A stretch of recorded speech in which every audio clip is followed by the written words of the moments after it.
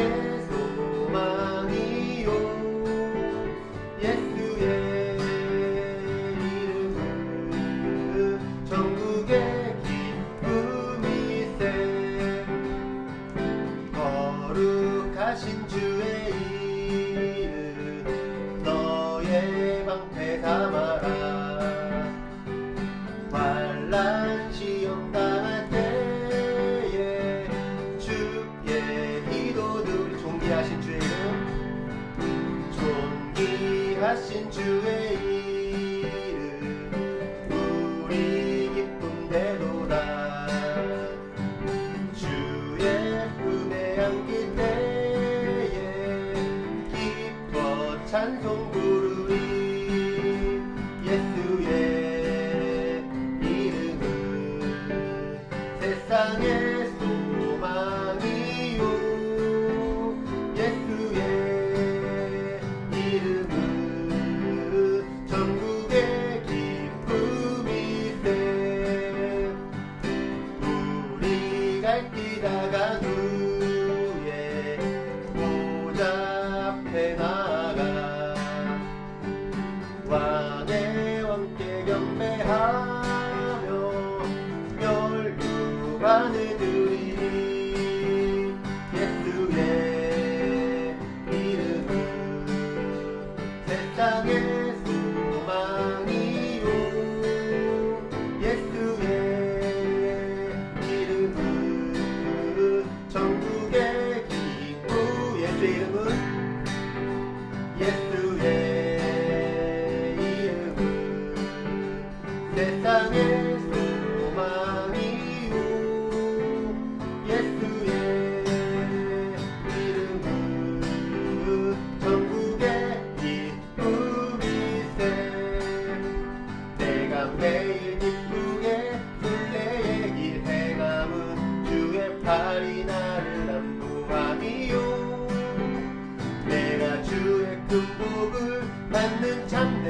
비결은 주의 영이 함께함이라 성령이 계시네 할렐루야 함께하시네 좁은 길을 걸으며 밤낮 기뻐하는 것 주의 영이 함께함이라 전에 죄에 빠져서 평안함이 없을 때 예수 심 너 힘입어 그 발 아래 엎드려 참된 평화 얻음은 주의 영이 함께함이라 나와 동행하시고 모든 염려하시니 나는 숲의 새와 같이 기쁘다 내가 기쁜 마음으로 주의 뜻을 행함은 주의 영이 함께함이라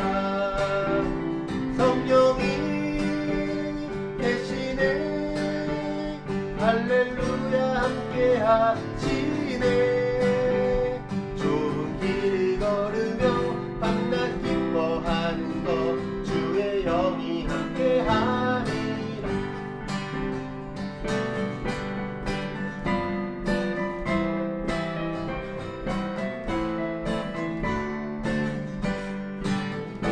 세상 모든 욕망과 나의 모든 정욕은 십자가에 이미 못 박았네 어두운 밤이 지나고 무거운 짐 벗으니 주의 영이 함께함이라 성령이 계시네 할렐루야 함께하시네 좁은 길을 걸으며 밤낮 기뻐하는 것 주의 영이 함께하니 성령이 계시네 성령이 계시네 할렐루야 함께하시네 좁은 길을 걸으며 밤낮 기뻐하는 것 주의 영이 함께함이라 성령이 계시네 할렐루야 함께하시네 하시네. 좁은 길을 걸으며 밤낮 기뻐하는 것 주의 영이 함께함이라.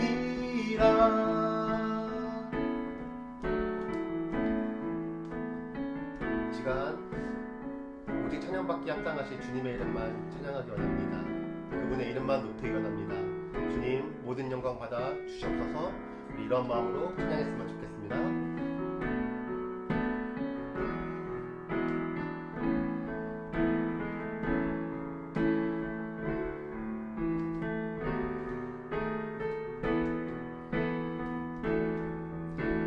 주님 큰 영광 받으소서.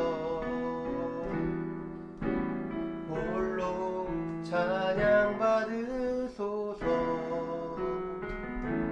모든 이름 위에 뛰어난 그 이름 온 땅과 하늘이 다 찬양해.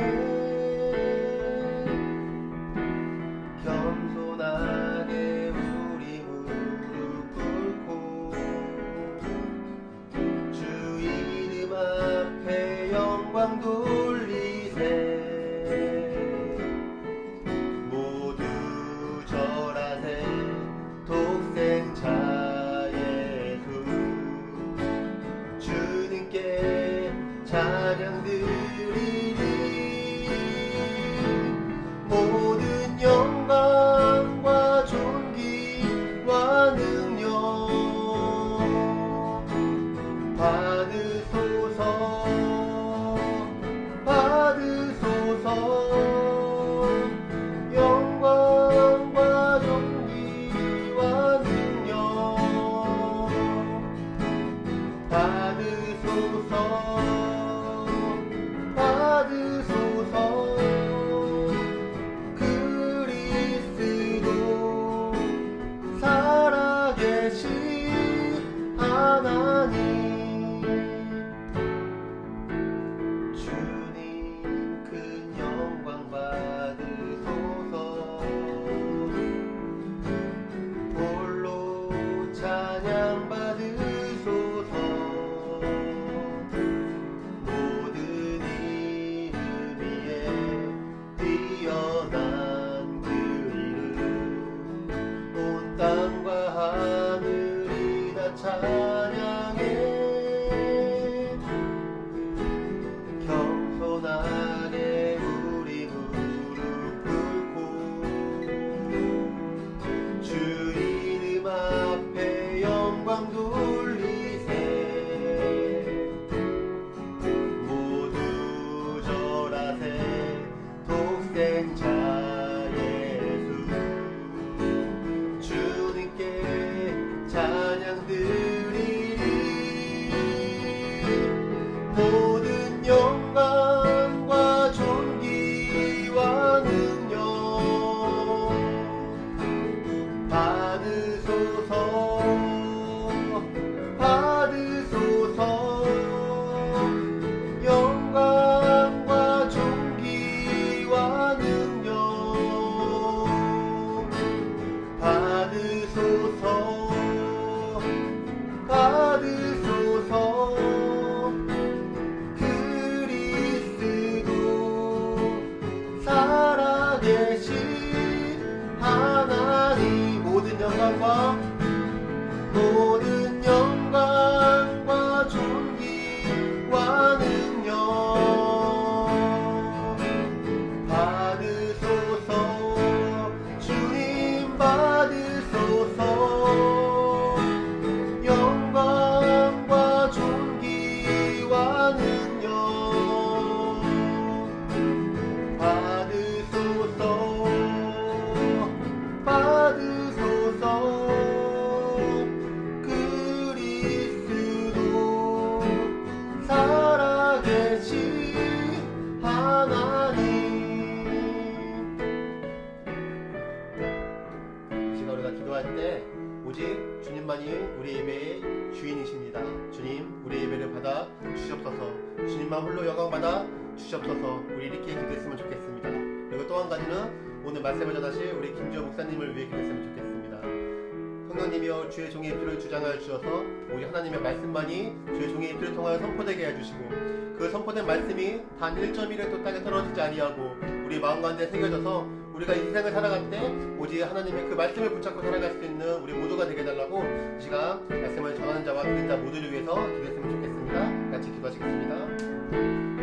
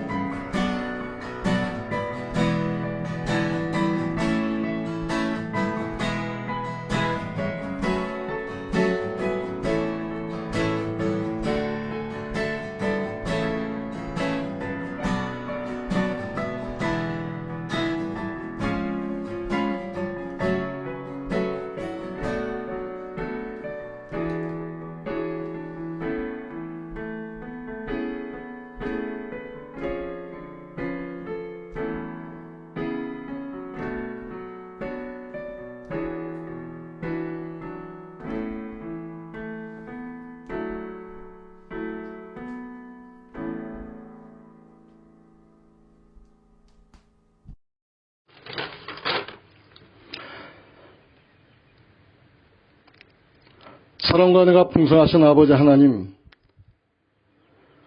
죄로 인하여 죽을 수밖에 없는 저희들을 태초부터 택하여 주셔서 자녀 삼아 주시고 독생자 예수 그리스도를 통하여 영원한 생명을 허락하신 은혜에 무한한 감사와 영광을 올려드립니다.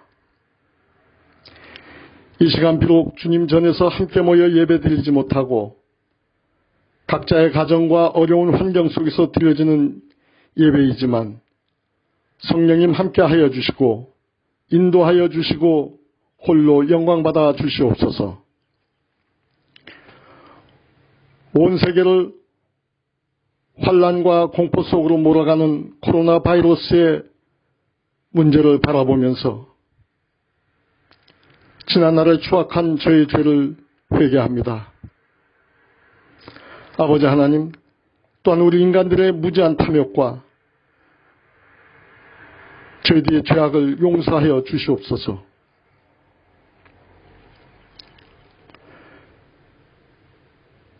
이제 이 시간 십자가 보혈로 저희들을 정결케 하여 주시고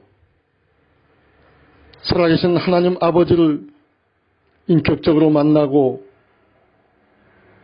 저희들 마음의 귀를 열어서 성령께서 저희들에게 하시는 말씀을 듣고 새롭게 변화되는 삶을 살 수 있도록 인도하여 주시옵소서.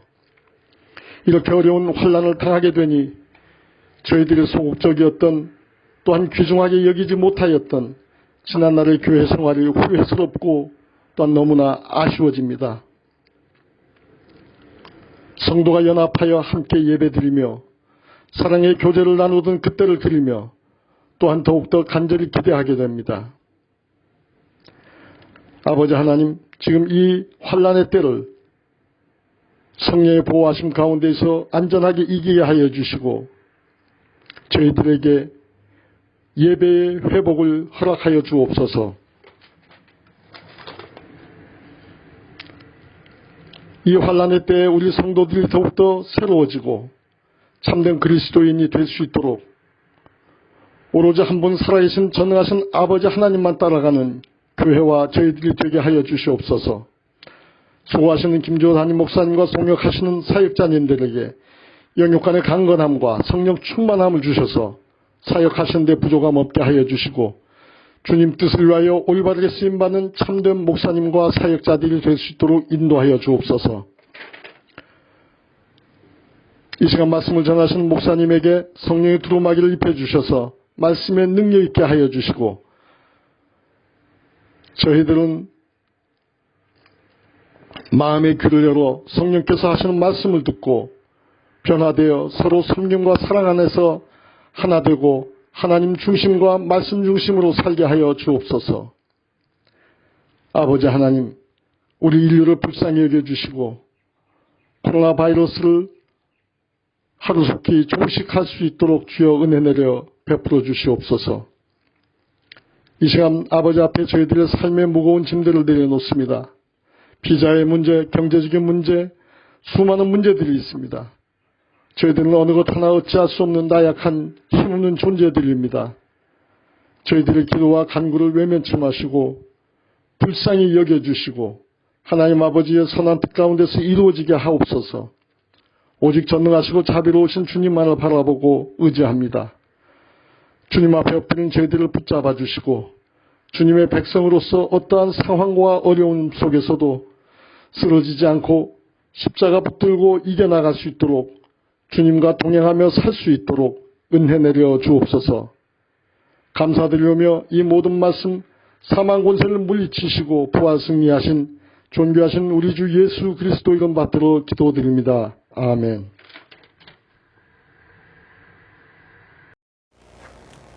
오늘 우리에게 주신 하나님의 말씀은 요한복음 4장 23절 말씀입니다.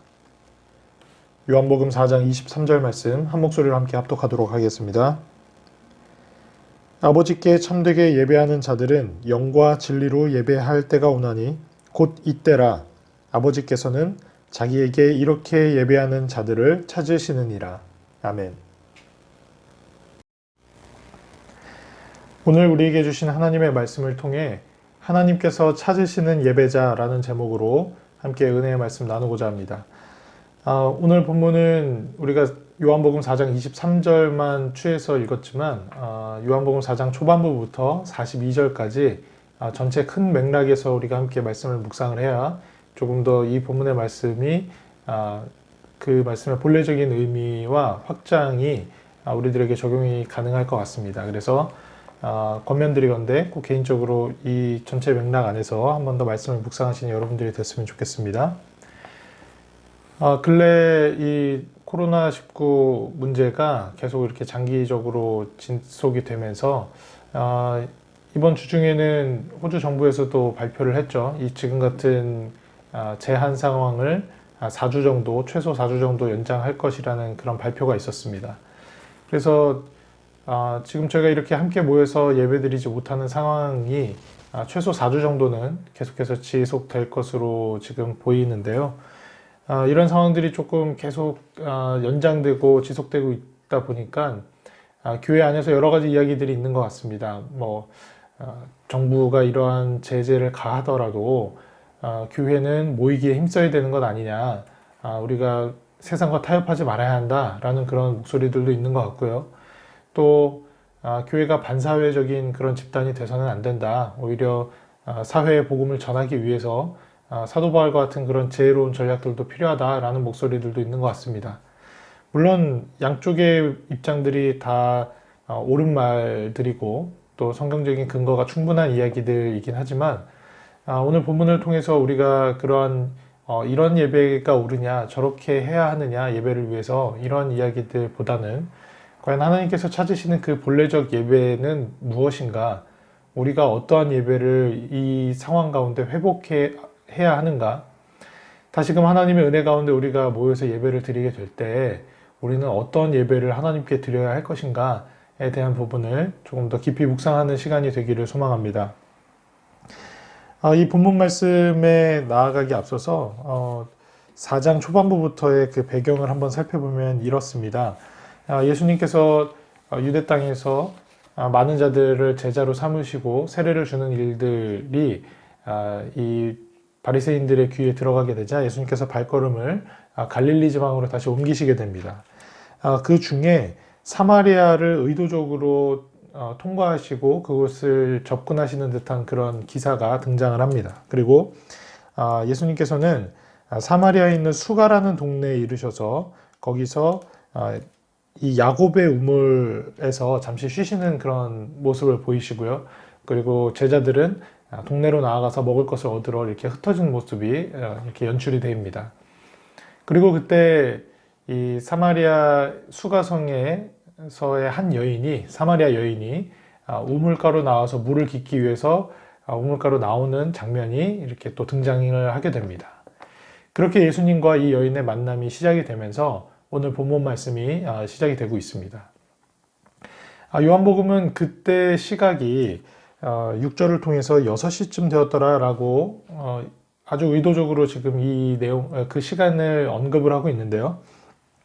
이 6시라는 시간은 유대 시간법으로는 12시, 그래서 즉 이제 정오 시간을 이야기를 하는 것입니다. 그래서 어찌 보면은 가장 뜨겁고 사람들이 외부 활동을 하는 데 있어서 기피하기에 가장 좋은 시간, 그 시간대에 이 여인이 나와서 물을 이제 뜨기 위해서 이 시간에 지금 밖으로 나와 있는 상황을 지금 요한복음은 의도적으로 지금 이야기를 하고 있다는 것이죠. 사람들이 흔하게 바깥으로 나와서 돌아다니는 시간인 뭐 이른 오전이라든가 해가 좀 떨어질 무렵이 아니라 아주 해가 쨍쨍하고 그래서 너무 힘든 바깥으로 나가기, 외출하기에 혹은 육체적인 노동을 하기에 어려운 그 시간대에 이 여인은 아주 의도적으로 물을 뜨러 나온 대상이었다라는 그 배경 설명이 지금 이루어지고 있다는 이야기입니다. 예수님은 이 여인을 향해서 말을 건넵니다. 내게 물을 조금 달라는 요청이었습니다. 그러자 이 여인은 조금은 퉁명스러운 듯한 답을 예수님께 건넵니다. 아니, 당신은 유대인이 아니십니까? 유대인들은 우리 사마리아인들을 사람 취급도 하지 않으면서 게다가 여자인 나에게 그렇게 물을 달라고 요청을 하고 계십니까? 라고 예수님께 반문을 합니다. 그러자 예수님께서는 이렇게 대답을 하시는데요. 너가 지금 만일 하나님의 선물이 무엇인지를 알고 또한 너에게 물을 달라고 하는 바로 내가 누구인 줄 안다고 한다면 너는 나에게 하나님의 그 선물을 구할 것이고 또 내가 너에게 줄 수 있는 그 생수를 구할 것이다 라고 이야기를 합니다. 그러자 여자가 한 번 더 퉁명스러운 대답을 이어가는 것 같아요. 당신은 어떤 그 물을 기를 그릇도 없고 장비도 없는데 그래서 나한테 물을 달라고 하는 걸 텐데 어떻게 당신이 생수를 얻어서 나에게 주겠습니까? 그리고 이 여자의 이야기는 한층 더 사마리아인들과 유대인들 사이에 있었던 그 일부 논쟁의 하나의 그 근거가 되었던 이야기를 던집니다. 당신이 우리 조상 야곱보다 큽니까? 야곱의 이 우물, 야곱의 그 그들의 조상인 야곱의 우물을 소유하고 있는 그 사마리아인으로서 약간의 조금 유대인들을 향한 공격적인 그런 발언이 이 여인을 통해서 등장을 하는 거죠.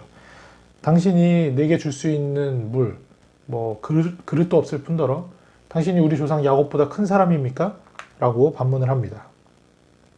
그때 예수님께서는 이와 같이 대답을 하시죠. 이 물을, 이 야곱의 우물에서 뜨는 물을 마시는 자들은 또 다시 목이 말라서 계속해서 이 물을 기르러 와야 되고 마셔야 될 것이지만 내가 주는 물을 마시는 자들은 영원히 목마르지 않을 것이기 때문에 이 내가 주는 물을 마시는 자들은 그 속에서 계속해서 영생하도록 샘솟는 그런 샘물이 될 것이기 때문에 나의 생수를 받는 것이 더 하나님의 선물을 받는 그런 복된 일과 같다라는 이야기를 계속해서 연장해 나가십니다. 그러자 이 여인의 눈이 반짝입니다. 사람들이 왕래하지 않는 아주 뜨거운 그 정오 시간에 물을 기르러 나올 수밖에 없었던 이 여인의 실존적인 상황, 그 여인의 상황의 문제들이 여기서 복합적으로 얽혀서 이 여인의 대답으로 이어집니다. 선생님, 주님, 나에게도 그 물을 주십시오. 내가 그 물을 마셔서 다시는 목마르지 않아서 그래서 내가 다시 이렇게 물을 기르러 나오지 않도록 사람들과 마주치지 않아도 되도록 내가 이 어려운 삶을 계속해서 이어나가지 않도록 나에게 그 물을 주십시오라고 이야기를 합니다. 여기서 사실 등장하고 있는 물이라는 소재는 우리가 조금 더 나중에 함께 살펴보겠지만 물은 어떤 의미를 갖고 있죠? 한 사람이 삶을 살아가는 데 있어서 생명을 유지할 수 있는 가장 기본적인 아이템이 바로 물입니다.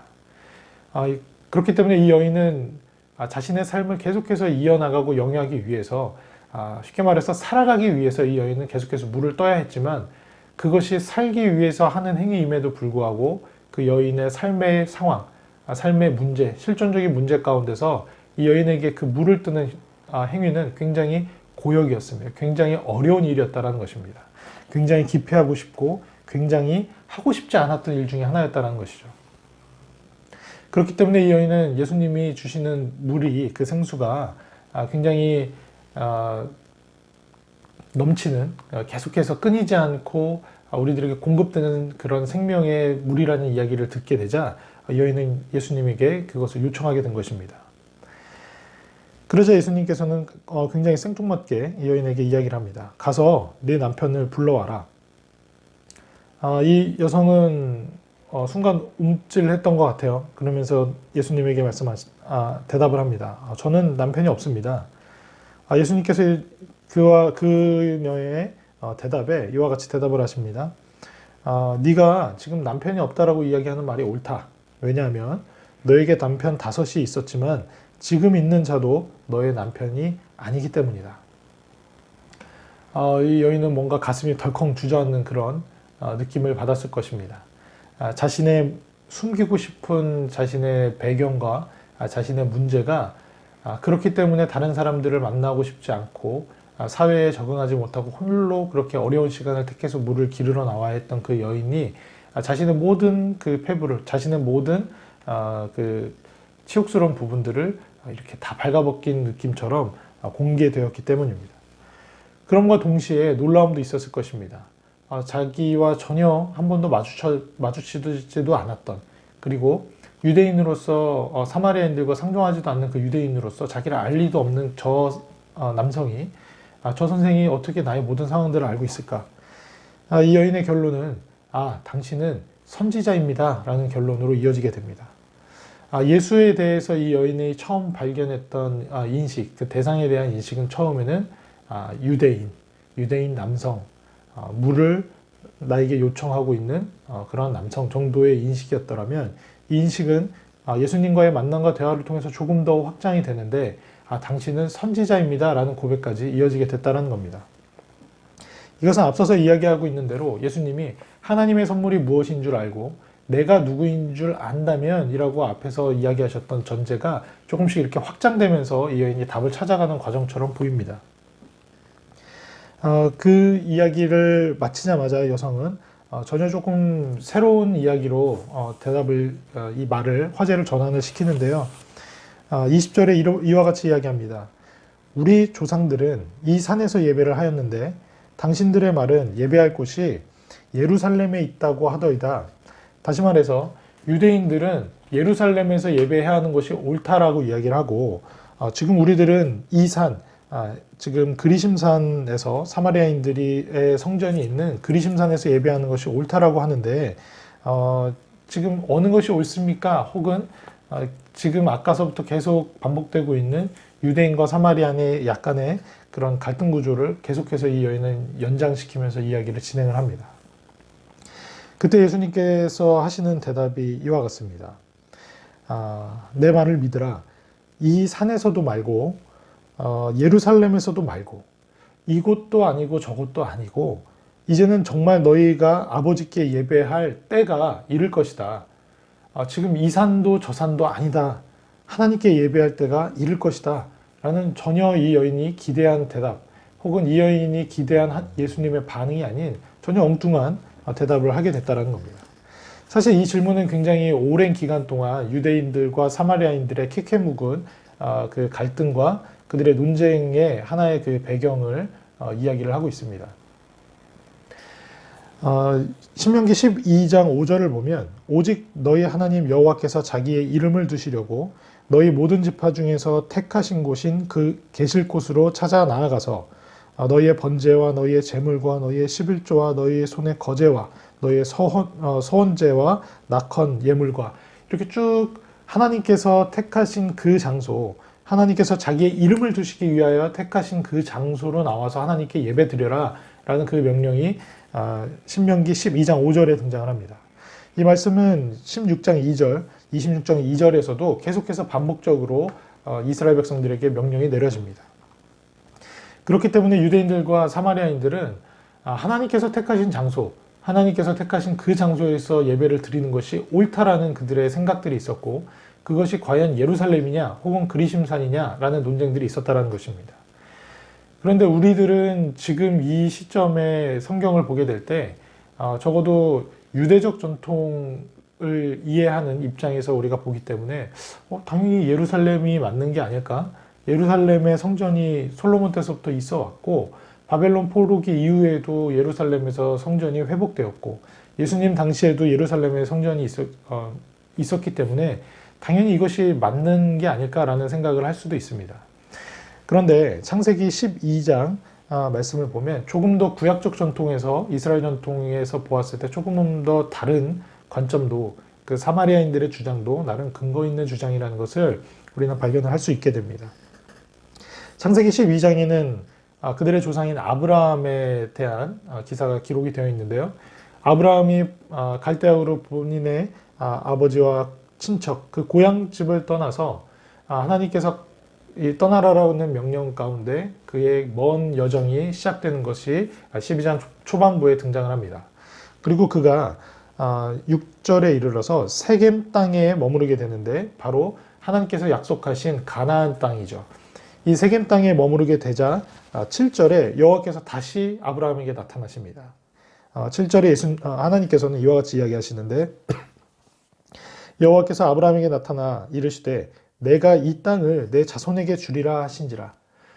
이제 하나님께서 떠나라라고 아브라함에게 처음 말씀하셨던 것에 이어서 이제는 내가 이 땅을 내 자손에게 주겠다라는 구체적인 하나님의 땅에 지정하신 내가 가라고 하는 곳으로 가라라는 하나님의 그 말씀이 내가 보여줄 땅으로 가라라는 하나님의 그 말씀이 바로 이곳이다라는 확정적인 선언이 이 아브라함에게 떨어진 것입니다.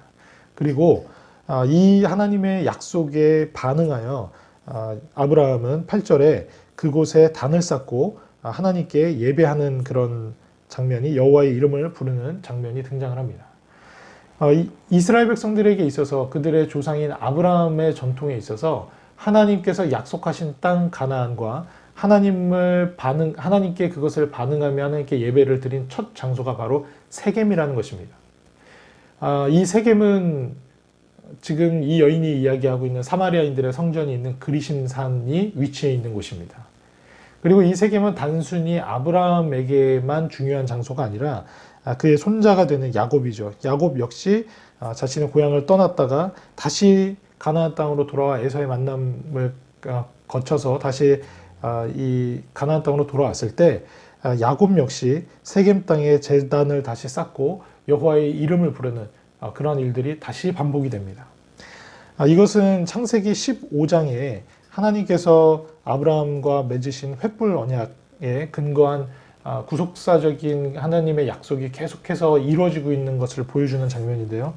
창세기 15장에는 하나님께서 너희의 자손들이 4대 만에 이 땅으로 다시 돌아올 것이다 라는 그런 약속을 하고 있습니다. 400여 년 기간 동안 다른 땅에서 종살이를 할 것이지만 다시 돌아올 것이다 라는 이야기를 하고 있습니다. 아직 야곱의 때는 그때가 아니죠. 오랜 기간이 지나고 자신의 아들인 요셉의 사건에 의해 이스라엘 모든 그 가족들이 이집트 땅에서 살게 되고 그 이후에 오랜 종살이 기간을 거쳐 모세에 의해서 출애굽하게 될 때 나중에 우리들의 그 성경의 기사들을 보게 되면 창세기 48장 21, 22절인데요. 야곱이 유언을 합니다. 그리고 요셉 그 유언에 따라 요셉의 뼈가 유골이 결국 이 세겜 땅에 다시 묻히는 것을 보게 됩니다. 창세기 15장에서 이야기하고 계시는 하나님의 약속, 너희가 4대 만에 요셉을 포함하고 있는데 요셉의 유골이 다시 세겜 땅에 묻힐 것이라는 하나님의 그 횃불 언약이 성취되는 장면이 바로 등장을 하는 것입니다. 그렇게 그들의 조상인 아브라함으로부터 이스라엘의 이름의 야곱과 그리고 4대째인 요셉이 다시 세겜 땅으로 돌아와 묻히게 된 것.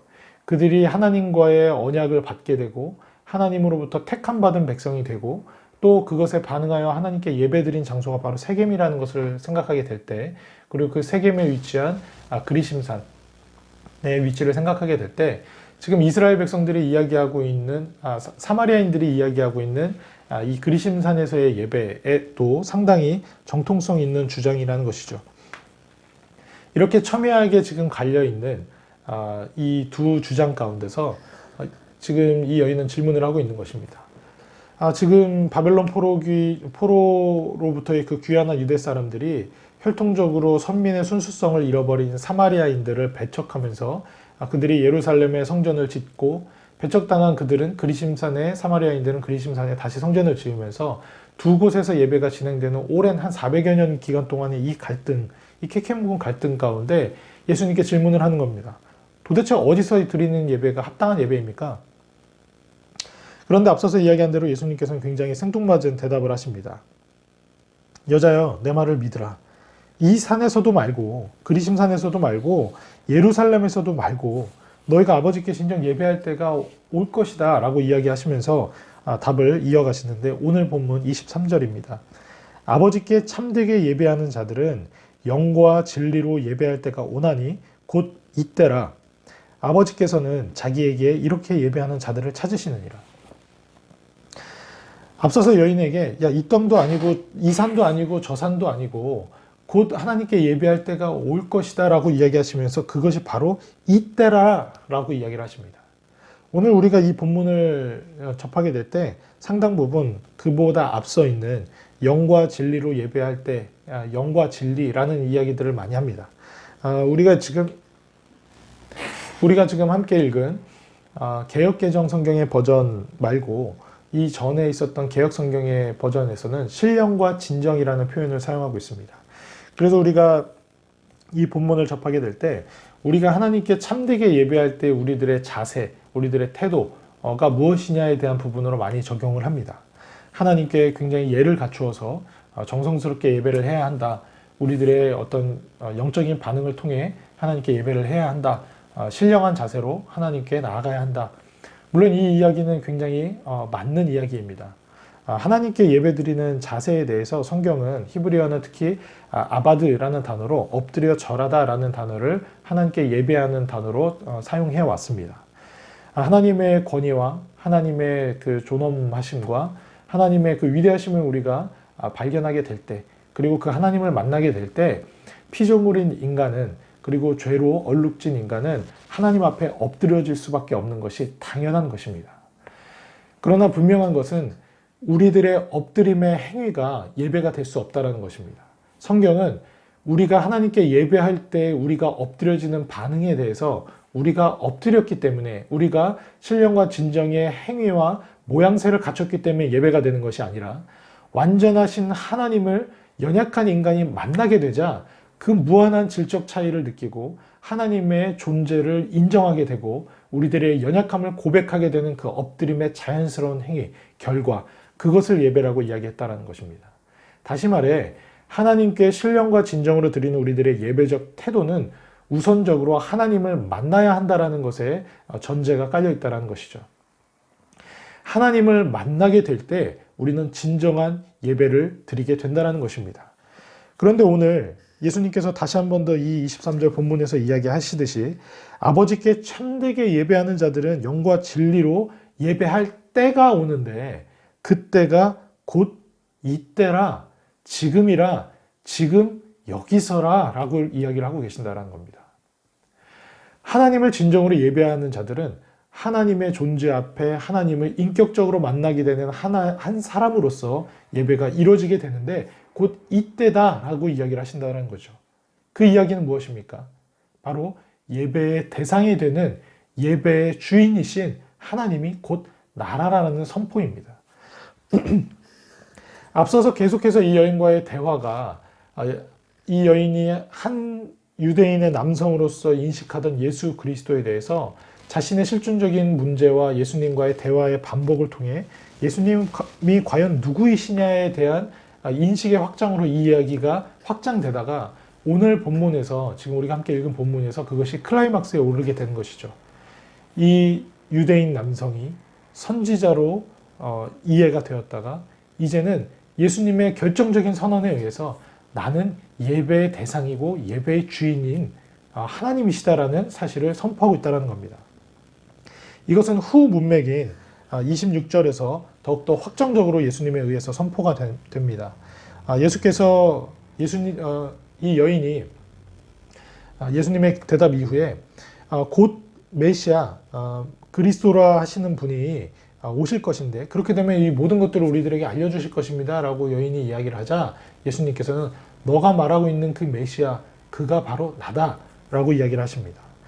이 요한의 문서에서 에고 에이미, 그 헬라어로 에고 에이미라는 그 용법이 바로 이 26절에서 사용되고 있는데 나는 누구이다. 나는 길이요 진리요 생명이다. 나는 그다. 내가 바로 너가 말하는 메시아다. 라는 이러한 용법은 예수님의 신적인 권위, 예수님이 하나님이시고 예수님이 하나님의 아들로서 우리들의 죄를 대속하기 위해 오신 하나님의 사랑의 선물의 방편이라는 사실들을 이야기할 때 주로 사용되는 용법입니다. 다시 말해 예수님께서는 오늘 이 여인과 이야기를 나누시면서 이 요한복음의 이 스토리, 이 커다란 이 내러티브 이야기 속에서 이 요한의 중점적인 관점은 예수는 누구이신가에 대한 질문을 이 여인의 상황에 맞춰서 계속해서 질문을 하고 이 여인의 인식의 확장을 이용해서 예수님이 누구이신가에 대한 부분을 양파 껍질을 벗기듯이 쭉 이어져 나가고 있다는 것입니다. 다시 말해 아버지께 참되게 예배하는 때가 바로 지금 여기다라고 이야기할 때 자기가 하나님의 본체로서 예배의 대상이심을 선포하고 있는 예수님께서는 앞서서 유대인들과 사마리아인들의 캐캐 묵은 성전 논쟁, 예루살렘이냐, 예루살렘 성전이냐, 그리심 성전이냐에 대한 부분을 완전히 엎으시고 바로 그 성전 그 자체는 나이다라는 그런 주장을 하고 계시다라는 겁니다. 요한계시록 21장 22절의 말씀을 보면 이와 같이 기록을 하고 있습니다. 성 안에서 내가 성전을 보지 못하였으니 이는 주 하나님 곧 전능하신 이와 및 어린 양이 그 성전이심이라. 이 요한이 새 하늘과 새 땅의 환상을 보게 되고 새 예루살렘에 입성하게 됩니다. 새 예루살렘에 입성을 했는데 성전을 그가 찾아보지 못했다라는 겁니다. 성전을 찾지 못해서 이렇게 두리번거리는데 곧 성전이 전능하신 이와 및 어린 양, 그 하나님 그 스스로가 성전이었다라는 성전에 대한 완전한 유대적인 관점을 뒤엎는 선포를 지금 하고 있다는 것입니다. 성전은 어느 공간에 어느 형식과 어느 방편으로 머물러 있는 것이 아니라 하나님 그 스스로가 우리 어린 양 예수 그리스도 그 스스로가 성전 그 자체였다는 것입니다. 오늘 이 요한복음의 스토리는 예수가 누구이신가에 대한 질문에 대해 첫 번째로 예수는 성전 그 자체이시고 예배의 주인이시다. 그리고 이 뒤의 대화에서 선포되듯이 예수는 메시아 구원자이시다 라는 이야기들을 계속해서 던지고 있습니다. 이 본문 앞서서는 무슨 이야기가 있었습니까? 이 여인의 삶을 살아가게 하기 위해서 필요했던 생명 유지의 가장 핵심적인 아이템 물에 대한 대화를 통해 내가 영원한 생수를 공급할 자이다. 다시 말해 생명의 주관자이고 생명을 유지하게 하시고 우리들의 생명을 이끌어 가시는 보호하시는 생명의 주관자이신 예수 그리스도에 대해서 등장을 합니다. 지금 이 짧은 이 내러티브, 이 이야기의 흐름 가운데 예수가 누구이신가에 대한 질문에 이 여러 가지 대답들이 지금 총체적으로 등장하고 있다는 것입니다. 그래서 이 본문 말씀은 단순히 우리가 예배를 드릴 때 신령과 진정의 태도로, 자세로, 방법으로 드려야 된다는 그런 의미보다는 이 맥락 속에서 보았을 때 예수가 누구이신가, 과연 예배 대상이신 예수가 누구이신가, 우리들의 생명의 주관자이시오, 우리의 모든 문제로부터 우리를 구원하실 메시아, 구원자이시며 하나님 그 자체로서 우리의 예배를 받으실 합당한 대상이십니다. 라는 고백이 지금 오늘 본문의 고백이라는 것입니다. 특별히 오늘 23절 말씀을 보면 한글 성경은 영과 진리로라는 그 번역을 통해서 영과 진리가 하나의 수단인 것처럼 이해가 되는, 해석되는 그런 부분들이 있는데요. 실제로 이 부분은 헬라어 원어로 살펴보면 전치사 n이라는 전치사가 사용됩니다. 모든 영어 버전은 그래서 이 전치사를 in이라는 영어 전치사로 다 번역을 해서 사용을 하고 있습니다. 조금 더 그 영어적인 관점, 원어적인 관점에서 이걸 번역을 한다면 영과 진리로 예배하는 것이라기보다는 영과 진리 안에서 하나님께 예배하는 자들이라는 의미가 조금 더 이 원래적인 의미에 가까운 해석이라고 볼 수 있겠습니다. 물론 이 n이라는 단어 안에 무엇을 통하여라는 그 의미가 아주 없는 것은 아니지만 용례적으로 일반적으로 이 단어는 영어의 in과 같이 무엇 안에, 영어도 마찬가지긴 하죠. 무엇 안에서 하나님께 예배드리는 자들, 영과 진리 안에서 하나님께 예배드리는 자들이라는 단어가 조금 더 옳습니다. 그렇다면 영은 무엇입니까? 다른 영어 성경도 그냥 일반적인 스피릿, 푸뉴마에 대한 그 일반적인 그 호흡 이라는 단어로 바로 번역을 했지만 영어 성경의 BB 버전 같은 경우는 독특하게 그 앞에 더라는 정관사를 넣습니다. The Spirit이라는 그 의미가 됐을 때는 그것은 그 영, 특별한 한 지칭된 영을 이야기하는데 그것은 바로 성령이죠. 예수 그리스도의 영입니다. 다시 말해 우리가 하나님께 예배하게 될 때 지금 예수 그리스도의 현존 앞에 예수 그리스도의 임재 앞에 서 있는 우리가 하나님께 진정으로 예배드릴 때라는 것인데 예수님을 우리가 앞에 모시게 될 때 예수님의 임재 앞에서 우리는 온전한 예배를 드리게 되는 것인데 그때 우리들의 예배의 주요한 한 축은 바로 성령에 의해 드려지는 예배라는 의미입니다. 그리고 또한 하나는 진리로 알레데이아라는 헬라어 진리라는 의미로서 우리가 하나님께 예배하게 된다는 예수님의 선포가 있는데요. 이 진리라는 것이 무엇이겠습니까? 우리가 세상적으로 이야기할 수 있는 진실, 이런 의미를 더 넘어서 요한복음 안에서 예수님께서 스스로 선포하셨듯이 나는 길이요, 진리요 라고 말씀하셨던 부분을 우리가 상기시켜 볼 때 우리가 영과 진리로 예배한다는 것은 예수 그리스도의 영이신, 진리의 영이신 성령으로 다시 말하면 예수 그리스도 안에서 예배드리는 이야기의 또 다른 표현이 될 수 있겠죠. 그리고 진리 안에서 예배를 드린다는 것은 또다시 예수 그리스도 안에서 예배를 드린다라는 선언의 또 다른 표현일 것입니다. 지금 이 선언은 구체적으로 한마디로 요약을 한다면 하나님께 진정으로 예배드리는 자들, 예배드리는 때는 예수 그리스도의 임재 앞인 바로 이곳에서 예수 그리스도 안에서 드려지는 예배가 하나님께서 찾으시는 진정한 예배다라는 그런 의미입니다. 그렇다면 이 말씀을 우리들에게 적용해 보겠습니다. 우리도 사마리아인들과 유대인들의 그런 캐캐묵은 성전 논쟁, 예배 논쟁과 같이 여러 가지 예배 형식과 여러 가지 예배 절차, 장소와 공간에 대한 이야기들이 꾸준히 있어 왔습니다. 물론 그것들이 크지 않았지만 이번에 이제 이러한 사태들을 겪게 되면서 코로나 사태를 겪게 되면서 이런 과거와는 달라져 버린 예배 양상에 대한 여러 가지 예배 신학적 그런 신학적 관점들이 신학적 관점들이 서로 이렇게 이야기를 나누고 있죠.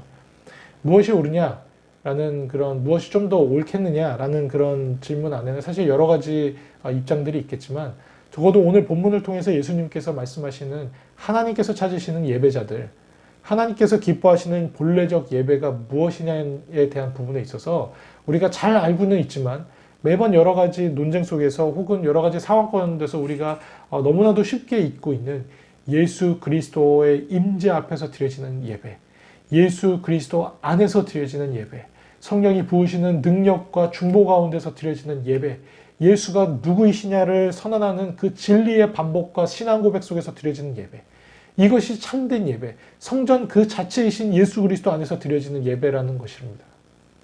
그런데 우리는 너무나도 오랜 기간 동안 예배의 핵심이고 예배의 전부일 수 있는 예수 그리스도 안에서 드려지는 예배가 사라져 왔던 것은 아닌가. 그래서 하나님께서는 이 땅 가운데서 반복적으로 드려지는 예배 행위, 성전 행위 가운데 하나님께서는 과연 진정한 성전이 무엇이냐, 너희들의 진정한 예배는 무엇이냐, 너희들의 예배가 되기 위한 가장 핵심적인 너희 그 안에서의 요소가 바로 예수 그리스도의 영, 예수 그리스도의 진리의 고백인 그 예수 그리스도와의 임재와 만남, 그것들이 사라진 너희들의 예배는 도대체 무엇이냐라고 묻는 하나님의 준엄한 이 질문이 바로 지금의 때가 아닌가라는 생각들을 하게 됩니다. 우리가 하나님의 은혜 가운데 다시 만나게 될 것입니다. 우리가 다시 예배를 드리게 될 것입니다. 우리가 이야기하는 교회 건물 안에서 다시 예전과 같은 모습으로 우리가 예배를 드리게 되기를 또 희망합니다. 그러나 그 예배 가운데 우리가 진정 회복해야 할 것은, 진정 우리가 추구해야 할 것은, 이제 이것이 우리가 잃어버렸던 기간 동안 예배가 무엇인지를 하나님께 묻고 하나님께 대답을 받고 다시 우리가 하나님께 회복하기를 소망하는 것은 우리의 예배가 예수 그리스도 안에서 드려지는 예배, 예수 그리스도의 영에 의해 우리가 드려지는 예배, 예수 그리스도가 누구이신지 고백하는 참된 신앙 고백의 진리의 토대 위에 서 있는 예배, 이것이 우리들의 예배가 되기를 진심으로 축복합니다. 뿐만 아니라 오늘 이 본문은 예배가 무엇이냐에 대한 단순한 이야기를 넘어서 이 뒤에 예수 그리스도가 누구이신지를 깨닫게 된 예배의 대상이시며 우리를 구원하실 메시아이시며 우리들의 생명을 유지시키신 생명의 주인이다라는 것을 깨닫게 된 이 여인의 반응이 이 후반부에 등장하게 되는데요. 이 여인에 대한 기사는 28절에 이와 같이 이야기합니다. 여자가 물동이를 버려두고 동네로 들어가서 사람들에게 이르되 내가 행한 모든 일을 내게 말한 사람을 와서 보라. 이는 그리스도가 아니냐 하니 그들이 동네에서 나와 예수께로 오더라. 이 여인은 그동안 자신의 수치를 숨기기 위해 사람들을 피해 다녔습니다. 사람들의 어떤 율법적이고 사회 통념적인 시선 가운데 정죄받던 그녀는 사람들과 섞이기를 거부하고 피해 다녔습니다. 그리고 자신의 삶을 억척스럽게 이어가기 위해 이 물을 뚫어 나왔던 그 심볼인 물동이를 이제 예수가 누구이신지 알게 되고 그 예수를 만나게 되자 그는 더 이상 그의 과거의 삶을 유지했던 생명 유지 장치인 물동이를 버려둡니다. 과감하게 이 물동이를 버려두고 이 여인은 사람들에게 그동안 자기가 꺼려했던 만나기를 거부하였던 사람들에게 나아가 예수를 보라, 이 사람을 보라, 이가 바로 그리스도가 아니시냐, 우리를 구원하시는 예수 그리스도, 우리들의 생명을 유지시키시는 생명의 주인, 그리고 우리의 예배의 대상이신, 우리가 참으로 엎드려 절할, 우리가 만나야 할 그 하나님이 아니시냐라고 선포하게 됩니다. 그리고 사마리아 동네 사람들에게 예수 그리스도께 인도하게 되고 그를 향한 진정한 신앙의 고백이 이루어지게 되는 복음의 통로가, 참된 기쁨의 통로로서 이 여인의 삶이 변화된 것을 우리가 보게 됩니다. 우리가 참되게 예배드리는 때가 이때다라고 얘기하시는 예수님의 선언과 그 예수님 앞에서 예수가 누구이신지를 깨닫게 되고 예수님과의 만남을 접하게 된 이 여인의 온전한 반응을 보십시오.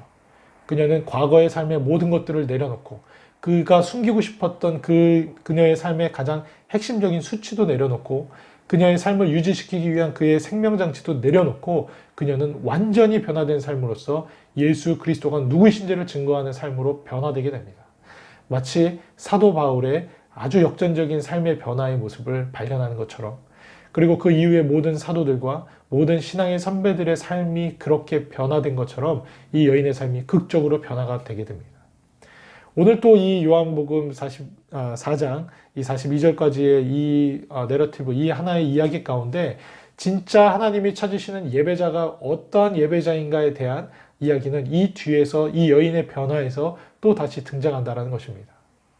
우리는 예배 성전이라는 공간, 물론 교회가 성전은 아니지만요, 이 공간에서 드려지는 예배를 예배로 우리는 규정하고 있지만 예수님을 만나고 예수님이 누구인지를 알게 되게 된 그 여인의 삶이 이와 같이 극적으로 변화된 삶, 사도 바울과 같은 삶, 우리들의 신앙의 선배들의 삶, 이 자체가 하나님께서 찾으시는 예배자들의 삶이었다는 겁니다. 그것이 예배였다는 것입니다. 앞서서 이야기한 대로 예배가 무엇입니까? 예수 그리스도가 성전인 줄 알고 예수 그리스도가 우리의 구세주임을 알고 예수 그리스도 안에서 예수 그리스도를 만나고 예수 그리스도와 함께 교제하며 그에게 영광을 돌리는 그것이 예배라고 이야기를 하셨기 때문에 우리들의 예배는 단순히 공간에 머무르는 것이 아니다라는 것입니다. 우리들의 삶 가운데 계속해서 연장되고 확장되는 것이 예배이고 하나님께서는 그러한 예배자를 찾으신다라는 것입니다. 말씀을 정리하겠습니다. 우리가 진정으로 하나님께서 찾으시는 예배자가 되기를 소망합니다. 그렇기 때문에 각 가정에서 드려지는 예배나 내가 개인적인 삶에서 드리는 하나님께 드리는 예배나 교회 공동체로서 모여서 드리는 모든 예배 가운데 예수 그리스도 안에서 드려지는 예배, 예수 그리스도의 이름으로 드리는 예배, 예수 그리스도 안에서 하나님을 경험하는 예배가 회복되어야 될 줄 믿습니다. 그리고 그것은 단순한 예배적 세레모니, 단순한 예배적 행위와 하나의 공간과 하나의 시간에 묶여 있는 것이 아니라 예수 그리스도를 만나는 이때, 지금의 상황 가운데 계속적으로 반복되는, 즉 우리들의 삶 가운데 계속적으로 반복되고 확장되어야 되는 예수 그리스도와 만나고 예수 그리스도와 연합되는 삶의 전반이 하나님께서 찾으시는 예배라는 사실을 우리가 기억하면서 우리가 또한 이러한 삶의 예배를 회복하시는 모든 성도 여러분들의 되기를 다시 한 번 더 축복드립니다. 기도하겠습니다. 사랑과 내가 많으신 아버지 참으로 감사드립니다. 그동안 우리들이 무수히 드렸던 모든 예배 가운데 예수 그리스도의 이름이 사라지고 예수 그리스도의 영에 의해 이끌린 우리들의 예배가 사라지고 우리들의 습관과 우리들의 전통과 우리들만의 주장이 남아있던 예배를 드렸더라면 하나님, 이제는 이것이 옳으냐 저것이 옳으냐라는 우리들의 주장과 우리들의 생각과 관념을 벗어버리고 예배의 대상이시고 예배의 주관자이신 예수 그리스도를 우리가 참으로 인격적으로 만나 예수 그리스도의 임재 앞에 서 있는 이때, 바로 예수 그리스도를 만나는 이때가 참되게 하나님께 예배드릴 때이며 예수 그리스도의 영으로 예수 그리스도가 누구이신지를 고백하는 참된 진리의 신앙 고백 안에서 우리가 하나님을 온전히 예배하는 우리가 될 수 있기를 하나님 우리를 축복하여 주시옵소서. 뿐만 아니라 이 여인과 같이 그리고 사도 바울의 변화와 같이 그 예수 그리스도가 누구이신지를 깨닫고 만나게 된 참된 예배자들이 어떠한 삶을 살았는지를 우리가 다시 한 번 더 돌이켜볼 때 연약하고 비루하고 낮고 천한 모습의 이 여인을 찾아오신 예수 그리스도의 찾아오심이 지금 우리들의 삶 가운데서도 계속적으로 연장되고 우리들에게 계속해서 찾아오시는 예수 그리스도가 계심을 우리가 믿고 우리가 그와 더불어 이 여인과 같은 변화된 예배적 삶을 하나님께서 찾으시는 예배자의 삶을 살아갈 수 있도록 하나님 이 자리에 고개 숙인 모든 주의 백성들을 축복하여 주시옵소서. 감사드리며 예수 그리스도의 이름으로 기도드립니다. 아멘.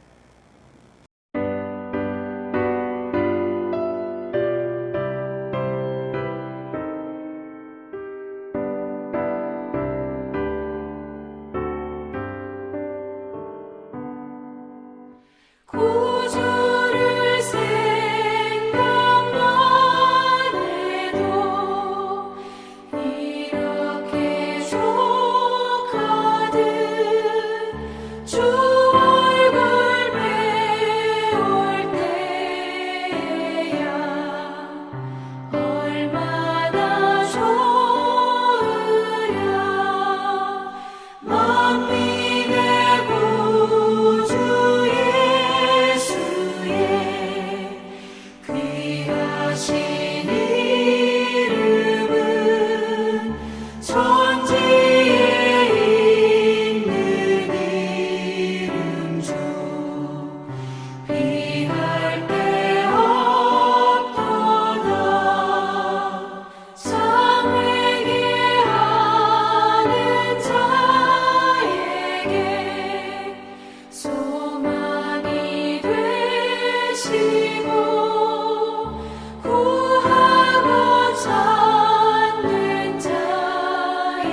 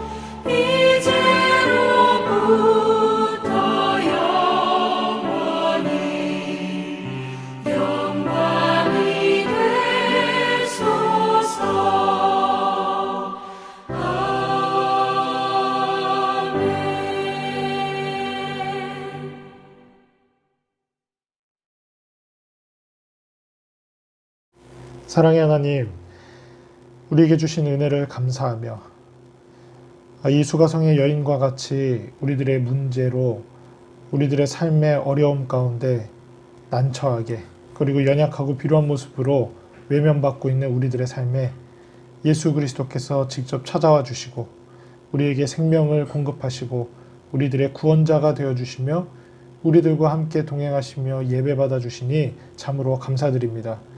하나님의 은혜를 감사하며 여러 가지 제목으로 헌물하였습니다. 하나님, 이것이 수가성의 여인처럼 이제 우리가 예수 그리스도가 누구이신지 우리들의 경배와 우리들의 삶의 방향이 어디로 향해 있는지를 세상 가운데 선포하는 그 일에 아름답게 사용될 수 있도록 주여 축복하여 주시고 모든 성도들의 삶을 하나님의 필요와 하나님의 은혜와 돌보심으로 풍성하게 채워 주시옵소서. 감사드리며 예수 그리스도의 이름으로 기도합니다. 아멘. 지금은 우리 구주 예수 그리스도의 은혜와 살아계신 하나님의 그 크신 사랑과 성령 하나님의 감화 감동 교통하심이 오직 예수 그리스도의 이름 안에서 예수 그리스도와의 만남 안에서 예수 그리스도의 영이신 성령의 인도하심 가운데서 하나님께 온전한 예배를 드리기를 결단하며 또한 그 예수 그리스도를 인격적으로 만나 변화된 삶을 살아가는 예배적 삶을 살아가기로 결단하는 이 자리에 고개 숙인 모든 주의 백성들과 그들의 가정과 교회 위에 지금으로부터 영원토록 함께 하시기를 간절히 축원하옵나이다. 아멘.